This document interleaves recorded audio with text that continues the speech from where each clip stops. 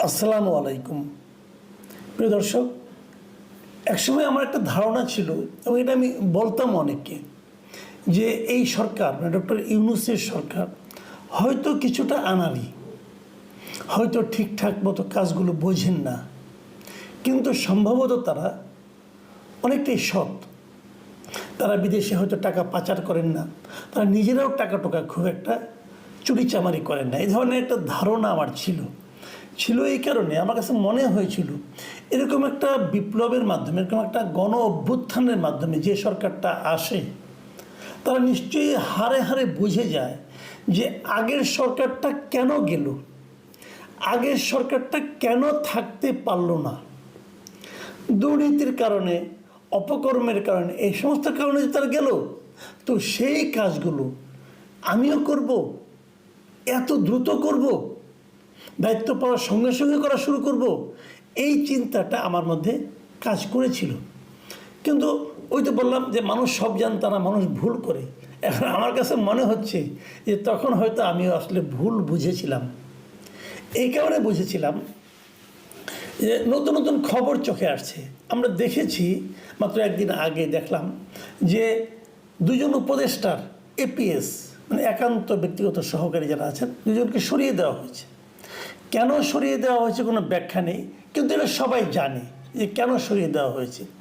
একজনকে সরিয়ে দেওয়া হয়েছে, উনি হলেন স্থানীয় সরকার মন্ত্রণালয় ও যুব ক্রীড়া মন্ত্রণালয়ের উপদেষ্টা যিনি ছিলেন আসিফ মাহমুদ সজীব ভুঁইয়া।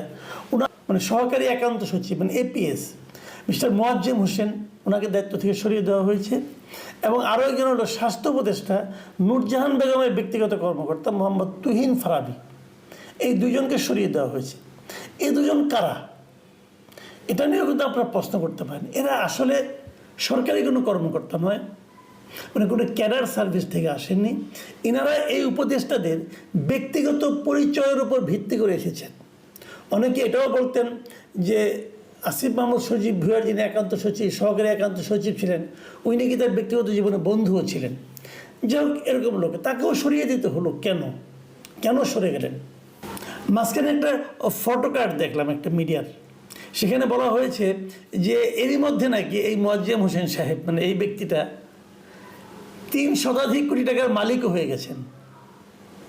তাহলে আর দোষ কি ভাই? আগে একটা প্রধানমন্ত্রীর বাসার পিয়ন যদি 400 কোটি টাকার মালিক হয় 15 বছরে, ইনি তো আরও চ্যাম্পিয়ন মনে হচ্ছে যে 9 মাসে 300 কোটি টাকা বানিয়ে ফেলেছে। এরকম প্রতিযোগিতা কিন্তু হয়েছে, এটাকে আপনি একদম উড়িয়ে দিতে পারবেন না। ফারাবি সাহেবের তথ্য ধীরে ধীরে আসছে এবং এটা অনেকেই জানে, অনেক কিছু আমি এগুলো নিয়ে আর ডিটেল বলতে চাই না, কারণ এগুলো নতুন কিছু না। আমি একটা ঘটনা বলি, আমাকে ওই দিন আমার এক মানে বন্ধু বললেন আর কি, দুদিন আগেই বললেন, একটা পুরোনো ঘটনায় বললেন যে ওনার একবার উনি একটা বড় প্রতিষ্ঠানের শীর্ষ কর্মকর্তা, ওনার কোনো একটা প্রয়োজনে একজন উপদেষ্টার সঙ্গে উনি দেখা করতে চেয়েছিলেন। তো ভাবলেন দেখা করার আগে ওনার এপিএসকে এবং একটা ফোন দিই, কারণ এই সমস্ত এপিএসটা প্রায় সবাই কিন্তু স্টুডেন্ট কোটায় এসেছে, কারণ স্টুডেন্টরাই ওদেরকে বসিয়েছে বিভিন্ন জায়গায়। এই বৈষম্য বিরোধী সমন্বয়ক এরাই বসিয়েছে, তাদেরই লোকজন। এবং সেই এপিএসকে যখন ফোন করলেন যে আমি একটু ওনার সঙ্গে একটা বিষয় নিয়ে কথা বলতে চাই, একটা অ্যাপয়েন্টমেন্ট হবেন, হয়তো আপনি এক কাজ করেন, আসেন কথা বলি। কী বিষয় নিয়ে কথা বলবেন? সন্ধ্যার পরে আমি গুলশানে একটা জায়গায় বসি, সেখানে আসেন। প্রশ্ন হচ্ছে কিন্তু এপিএস সাহেবকে সন্ধ্যার পরে গুলশানে একটা জায়গায় বসতে হয় কেন? গুলশানেই বা কেন? এটা কি রেট হাই করার জন্য, কাজটা জেনে নিয়ে কাজটা তদবির করার জন্য? হ্যাঁ, এটাই উত্তর। এবং এদের রেট ছিল খুব হাই। যারা এদের সঙ্গে বিভিন্ন সময় বসেছেন তারা জানিয়েছেন যে এদের রেট চিন্তাই করা যায় না। মানে আগেও তো অনেক এপিএস ছিল, আগে অনেক মন্ত্রী ছিল, তাদের কয়েক গুণ এদের রেট। কারণটা কি? এরা জানতো, এরা বলতো যে আমরা তো মাত্র কয়েকদিনের জন্য এসেছি, আপনার তো কাজটা হয়ে যাবে, কাজটা করিয়ে দিচ্ছি, অতএব অল্প সময় আমাদেরকে এটা ম্যানেজ করতে হবে। এবং এই টাকাটা কি এপিএস লেভেলেই থাকতো? এই টাকাটা কি উপদেষ্টারা পান না? উপদেষ্টারা না পেলে ওনারা কি বোঝেন না কাজটা তো হয়ে যায়? কাজ না হলে মানুষ তাদের টাকা দেবে কেন? অনৈতিক কাজ হয়ে যায় টাকা বিনিময়ে। তো যে অনৈতিক কাজটা হয় সেটা কি উপদেষ্টারা বোঝেন না, নাকি ওনারাও শেয়ার পান? আমার ধারণা পান। আবার অনেক ক্ষেত্রে আমি এমনও শুনেছি যে কোনো উপদেষ্টা নাকি এপিএসের উপর ডিপেন্ড করেন না, ভাই ভাইগনাকে পাঠান সরাসরি, যে ওনার সঙ্গে ডিল করেন। এরকমের খবর একটা পেয়েছি, আপন ভাইকে পাঠিয়েছেন, এরকম খবরও পাচ্ছি। এগুলো কিসের ইঙ্গিত বহন করে? একটা অনির্বাচিত সরকার যখন নাকি জবাবদিহিতা না থাকে, তখনই কিন্তু এ ধরনের ঘটনা ঘটতে থাকবে।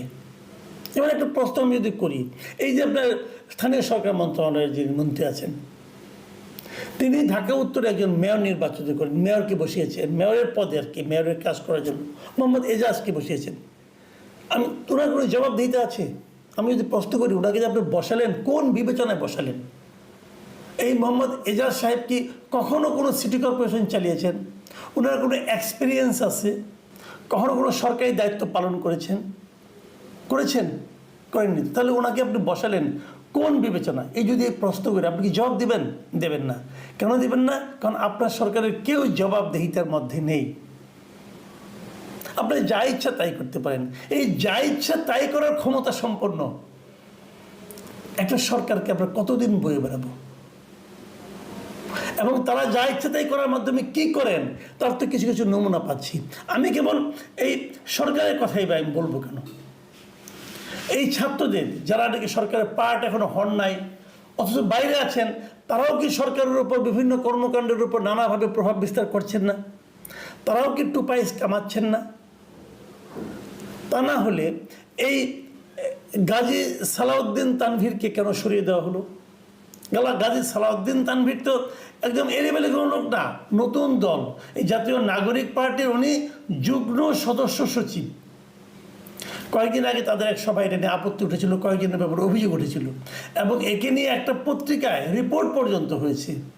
ওনার বিরুদ্ধে অভিযোগ ছিল সুনির্দিষ্ট দুটো। একটা হলো যে পাঠ্য বইয়ের ক্ষেত্রে ওইখানে উনি একটা দুর্নীতিতে কিছু তদবিরবাজি করেছেন। আরেকটা হলো ডিসি বদলির ক্ষেত্রেও ওনার কিছু, ডিসি নিয়োগের ক্ষেত্রে ওনার কিছু অবৈধ ভূমিকা আছে, এবং সেখানে উনি প্রচুর লেনদেনের সঙ্গে জড়িয়ে গেছেন বলে বলা হয়েছে।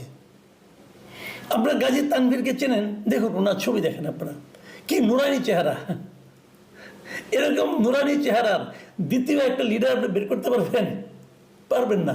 আমার না মাঝে মাঝে মনটা খারাপ হয়ে যায়, মাঝে মাঝে মনে হয় যে আওয়ামী লীগ আমলে একজন দরবেশ ছিল, এই এনসিপিও মনে হয় এটা দেখে একজন দরবেশ আমদানি করছিল।